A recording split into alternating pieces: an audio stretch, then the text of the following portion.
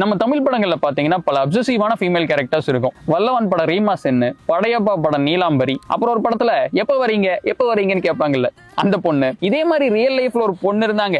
அந்த பொண்ணு இதே மாதிரி அப்சசிவா இருந்ததுக்காக தூக்கி ஜெயில போட்டாங்கன்னு சொன்னா உங்களால அதை நம்ப முடியுதா? Meet Jacqueline Clare. இவங்க அரிசோனாவை சேர்ந்த ஒரு 31 வயது பெண்மணி. 2017 அப்போ இவங்க லக்ஷி அப்படிங்கிற ஒரு டேட்டிங் ஆப்ல ஒரு மில்லியனர் கூட மேட்ச் ஆகுறாங்க. இந்த லக்ஷி அப்படிங்கிறது வெல்தி பீப்புளுக்கான ஒரு டேட்டிங் ஆப். ரெண்டு பேரும் பேசிக்கிறாங்க, பிடிச்சிருக்குது, சரின்னு சொல்லிட்டு ஒரு டேட்டுக்கு போறாங்க. அந்த டேட்லயே வந்துட்டு அந்த மனுஷனுக்கு இவங்க பார்க்கும்போது ஒரு மாதிரி வியர்டான ஃபீலிங் வந்திருக்கு. இவங்க பேசுறதெல்லாம் ஒரு மாதிரி வித்தியாசமா இருந்திருக்கு. இவர் பயங்கரமா அன்கம்ஃபர்டபிள் ஆயிட்டு ஃபர்ஸ்ட் டேட் முடிஞ்சது அவங்களை கோஸ்ட் பண்ணிடுறாரு. ஆனா நம்ம அக்காவால் அதை ஏத்துக்க முடியல. ஏன்னா அவங்களுக்கு இந்த மனிதனை ரொம்ப பிடிச்சு போயிருது. அவர் தான் இவங்களோட சோல்மேட் அப்படின்னு சொல்லிட்டு நினைச்சுக்கிறாங்க. சோ 2017 இருந்து 2018 அந்த ஒரு மனிதனுக்கு தனியாளா 1,59,000 மெசேஜஸ் அனுப்பியிருக்காங்க. 1,59,000 பிளஸ் மெசேஜஸ். ஏவரேஜா ஒரு நாளைக்கு 500 டெக்ஸ்ட். அதுவும் இவங்க மெசேஜஸ் எல்லாம் ஒரு மாதிரி த்ரெட்னிங்கா இருந்திருக்கு. நீ என்னை விட்டுட்டு போனேன்னு நினைச்சினா நான் உன்னை கொன்னுடுவேன், உன்னோட கிட்னியை உருவி ஷூசி பண்ணிடுவேன், நம்ம ரெண்டு பேரும் சோல்மேட்ஸ், நம்ம ரெண்டு பேரும் ஒன்னா இருக்கிறதுக்காகவே படைக்கப்பட்டிருக்கோம் அப்படி இப்படின்னு பேசியிருக்காங்க. இவர் ஏதோ பைத்தியம் போல அப்படின்னு சொல்லிட்டு எதுவும் கண்டுக்காம விட்டுருக்காரு. பட் நம்ம அக்கா அத்தோட நிறுத்தல. ஏப்ரல் 2018 அப்போ இவர் ஊர்ல இல்லாத டைம்ல